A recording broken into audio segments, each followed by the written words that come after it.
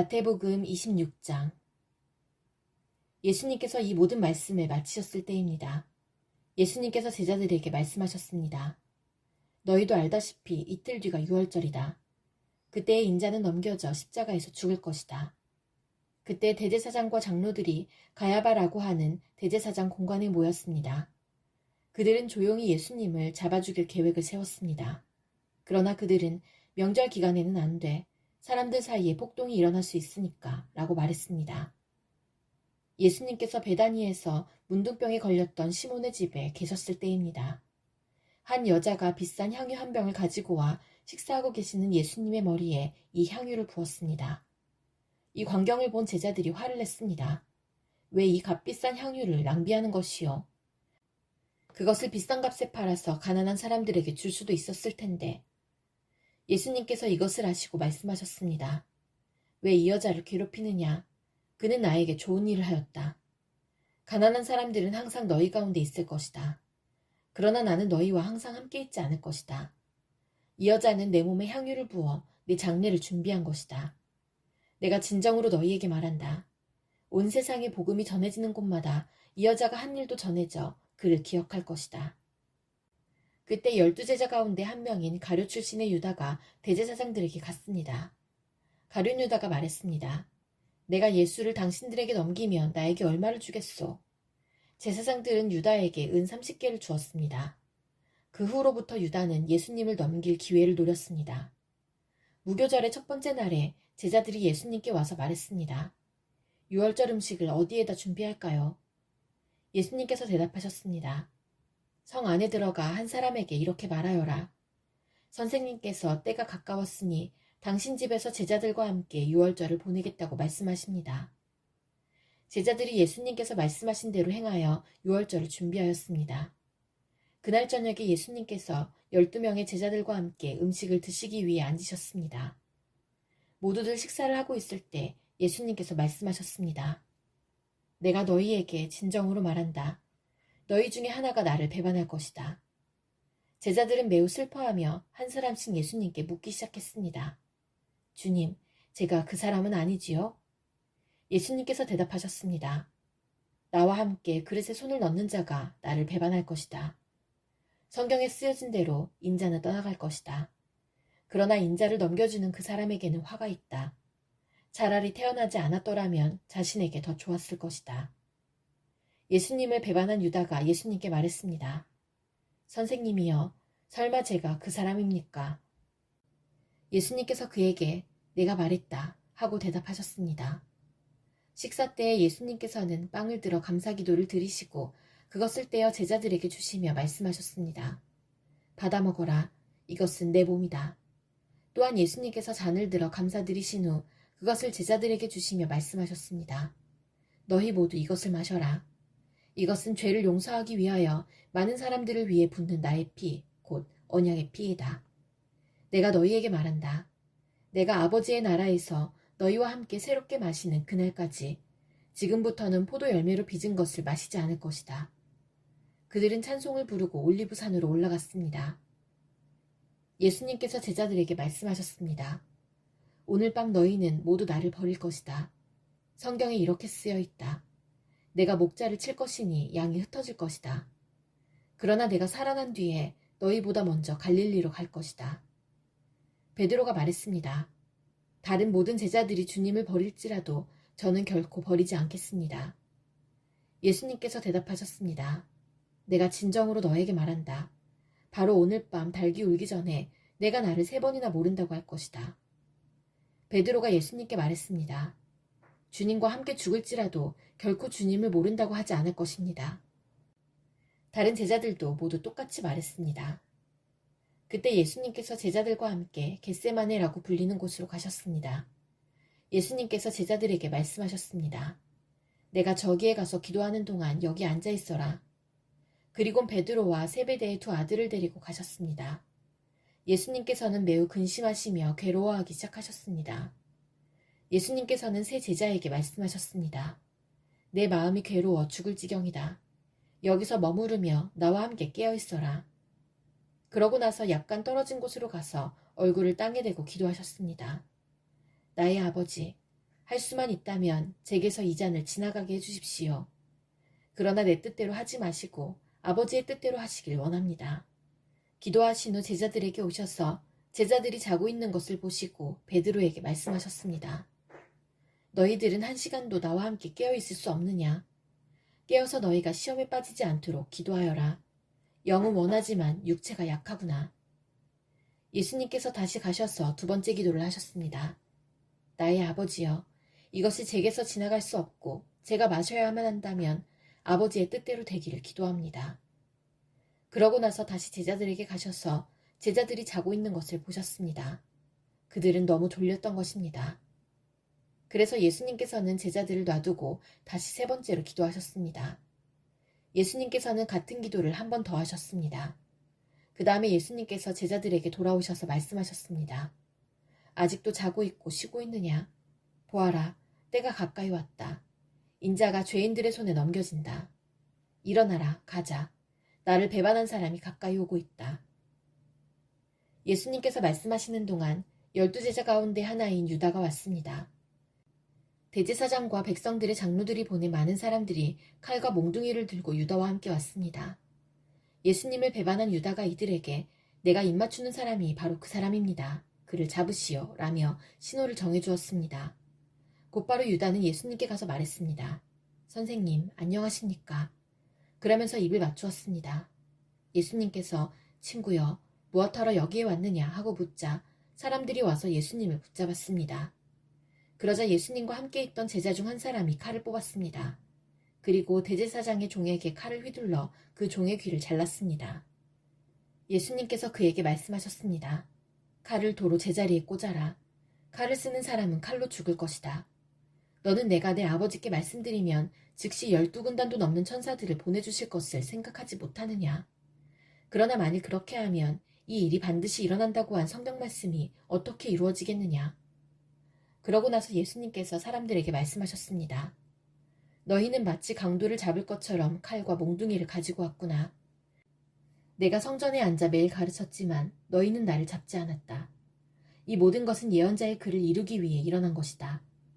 그때 모든 제자들이 예수님을 버리고 도망갔습니다.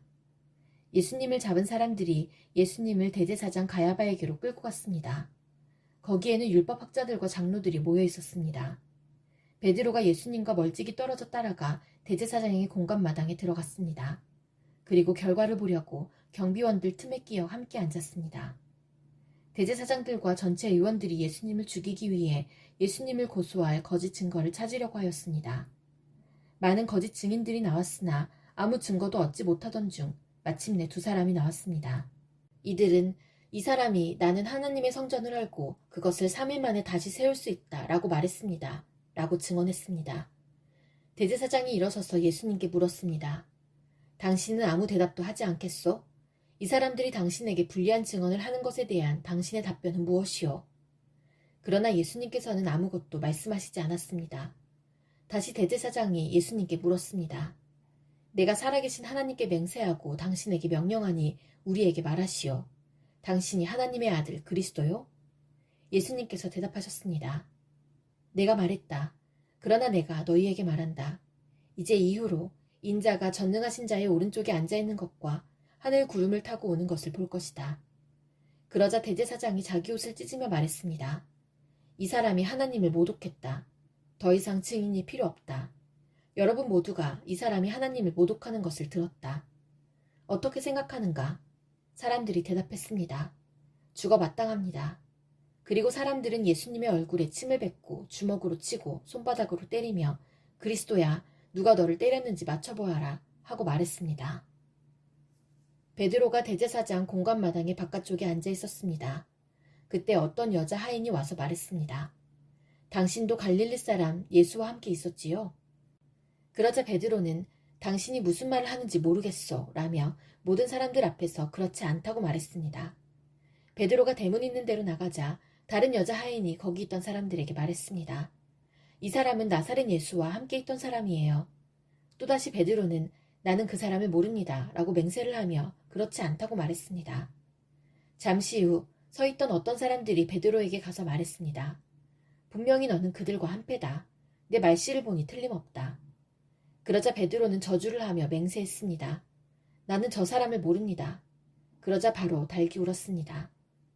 베드로는 지난번 예수님께서 자기에게 하신 말씀이 기억났습니다. 달기 울기 전에 너는 나를 3번이나 모른다고 할 것이다. 베드로는 밖으로 나가 몹시 울었습니다. 마태복음 27장. 다음날 아침이 되자 모든 대제사장과 백성의 장로들이 예수님을 죽이려고 논의를 하였습니다. 그들은 예수님을 묶어 총독인 빌라도에게 데려가 그에게 넘겨주었습니다. 예수님을 배반한 유다는 예수님이 유죄 판결을 받은 것을 보고 양심의 가책을 느꼈습니다. 그래서 은 30개를 대제사장과 장로들에게 돌려주었습니다. 유다가 말했습니다. 내가 죄 없는 피를 팔아넘기는 죄를 지었습니다. 그들이 대답하였습니다.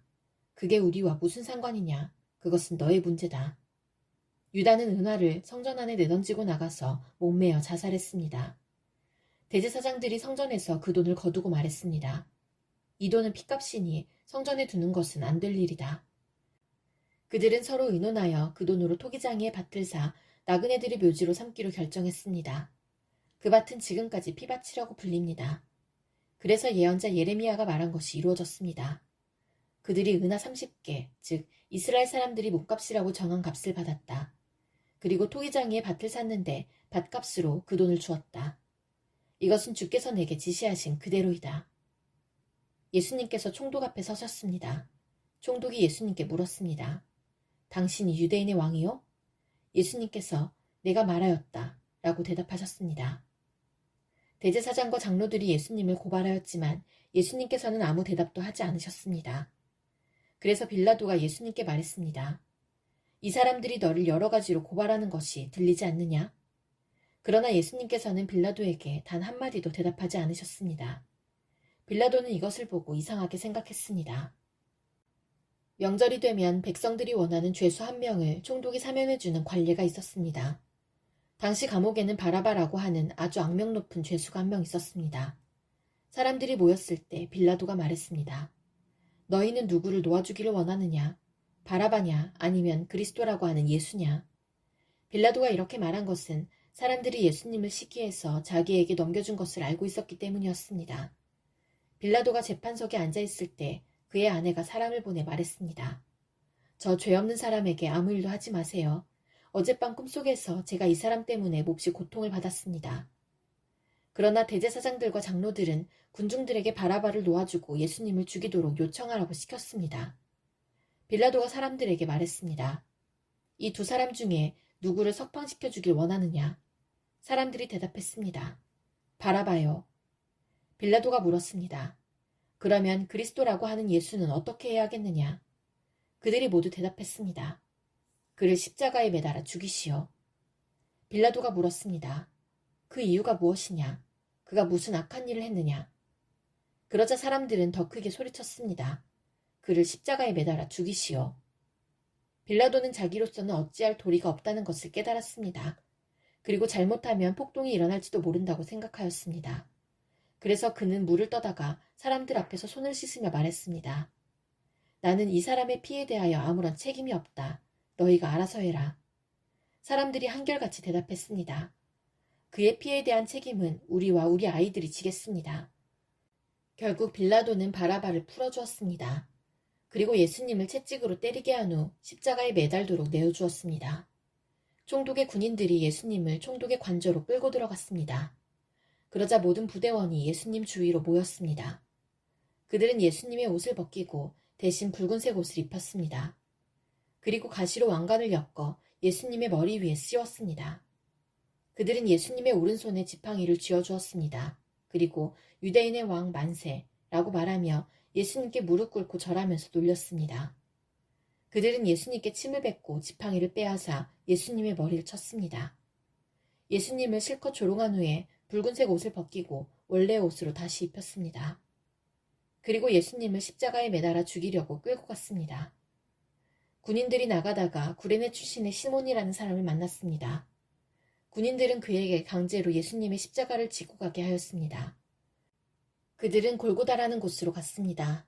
골고다는 해골의 땅이라는 뜻입니다. 군인들은 예수님께 쓸개즙을 섞은 포도주를 주어 마시게 하였습니다. 그러나 예수님께서는 맛을 보시고는 마시려고 하지 않으셨습니다. 군인들이 예수님을 십자가에 못 박고 제비를 뽑아 예수님의 옷을 나누어 가졌습니다. 그리고 거기 앉아서 예수님을 계속 지켜보았습니다. 그들은 예수님의 머리 위에 이 사람은 유대인의 왕 예수다 라고 쓴 죄패를 걸어놓았습니다. 그때 두 강도가 예수님과 함께 십자가에 못 박혔습니다. 한 사람은 오른쪽에, 다른 한 사람은 왼쪽에 매달렸습니다. 지나가던 사람들이 고개를 저으면서 예수님께 욕을 하였습니다. 성전을 헐고 3일 만에 다시 세운다는 사람아, 내 자신이나 구원하여라. 만일 하나님의 아들이라면 십자가에서 내려와 보아라. 이와 같이 대제사장들도 율법학자들과 장로들과 함께 예수님을 조롱하며 말했습니다. 이 사람이 다른 사람들은 구하면서 자기 자신은 구하지 못하는구나. 그는 이스라엘의 왕이니 지금 십자가에서 내려오라지. 그러면 우리가 그를 믿겠다. 그가 하나님을 믿는다는데 하나님께서 원하신다면 그를 당장 구원해 주시라고 그래라. 자신이 나는 하나님의 아들이라고 했으니까 말이다. 예수님과 함께 십자가에 못 박힌 강도들도 똑같은 욕을 예수님께 했습니다. 낮 12시부터 오후 3시까지 온 땅이 어둠에 덮였습니다.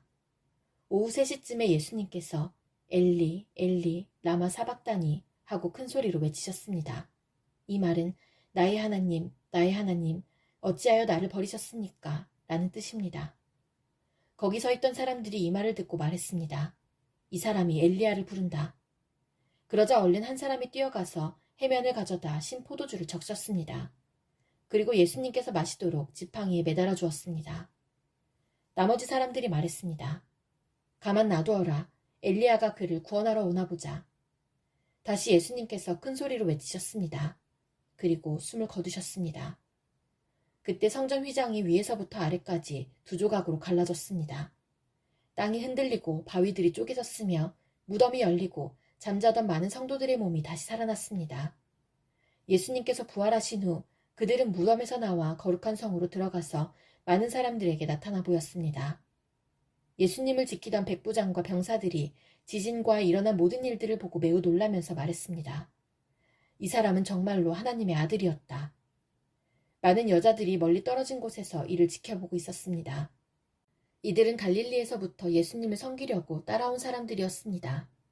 그 중에는 막달라 마리아와 야고보와 요셉의 어머니 마리아, 그리고 세베대의 아들들의 어머니가 있었습니다. 그날 저녁에 요셉이라는 아리마대 출신의 한 부자가 왔습니다. 그도 역시 예수님의 제자였습니다. 요셉은 빌라도에게 가서 예수님의 시신을 달라고 요청했습니다. 그러자 빌라도는 요셉에게 넘겨주라고 군인들에게 명령하였습니다. 요셉은 그 시체를 가져다가 깨끗한 천으로 둘렀습니다. 그리고 바위를 뚫어 만든 자신의 새 무덤에 예수님의 시신을 모셨습니다. 그는 큰 돌을 굴려 무덤의 입구를 막고 돌아갔습니다.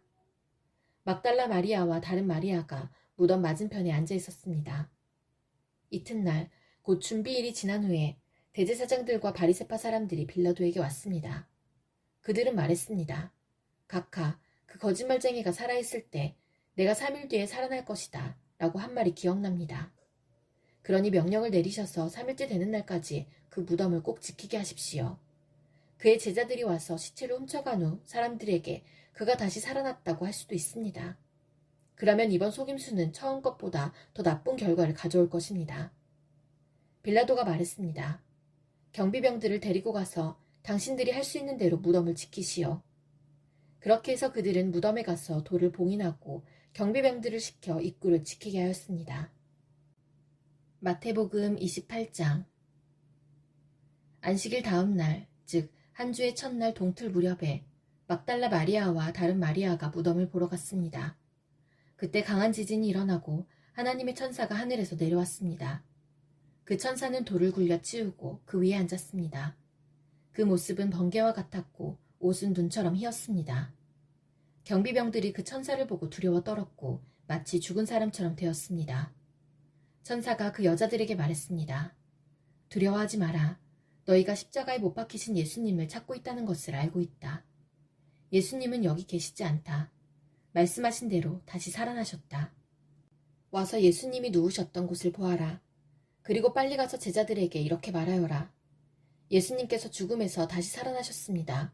그리고 먼저 갈릴리로 가셨습니다. 거기서 예수님을 뵐 수 있을 것입니다. 보아라, 이것이 내가 너희에게 전할 말이다. 여자들은 재빨리 무덤을 떠났습니다. 그들은 두려우면서도 매우 기뻤습니다. 그들은 제자들에게 이 소식을 전해주려고 달려갔습니다. 그때 갑자기 예수님께서 여자들에게 나타나셔서 말씀하셨습니다. 잘 있었느냐? 여자들은 예수님께 다가가서 그분의 발을 붙잡고 절했습니다. 그러자 예수님께서 말씀하셨습니다. 두려워하지 마라. 가서 내 형제들에게 갈릴리로 가라고 말하여라. 거기서 그들이 나를 볼 것이다. 여자들이 가고 있는 동안 몇몇 경비병들도 성으로 들어가 대제사장들에게 일어난 모든 것을 말하였습니다. 대제사장들은 장로들과 함께 모여 의논하였습니다. 이들은 경비병들에게 많은 돈을 주었습니다. 그리고 사람들에게는 밤에 예수의 제자들이 찾아와 우리가 잠든 사이에 그 시체를 훔쳐갔다고 말하여라. 만일 이 이야기가 총독의 귀에 들어가더라도 우리가 잘 말해서 너희들을 구해주겠다 라고 말했습니다. 돈을 받은 경비병들은 그들이 시킨 대로 했습니다. 그래서 이런 소문이 유대인들 사이에 널리 퍼지게 되었고 오늘날까지 그렇게들 알고 있습니다. 11명의 제자들이 갈릴리로 가서 예수님께서 지시하신 산에 이르렀습니다. 그들은 예수님을 뵙고 절을 했습니다. 그러나 몇 명은 의심하기도 했습니다. 예수님께서 오셔서 말씀하셨습니다. 하늘과 땅의 모든 권세가 내게 주어졌다. 그러므로 너희는 가서 모든 민족을 제자로 삼아라. 아버지와 아들과 성령의 이름으로 세례를 주어라. 내가 너희에게 말한 모든 것을 지키도록 가르쳐라. 보아라, 내가 너희와 세상 끝날까지 항상 함께 있겠다.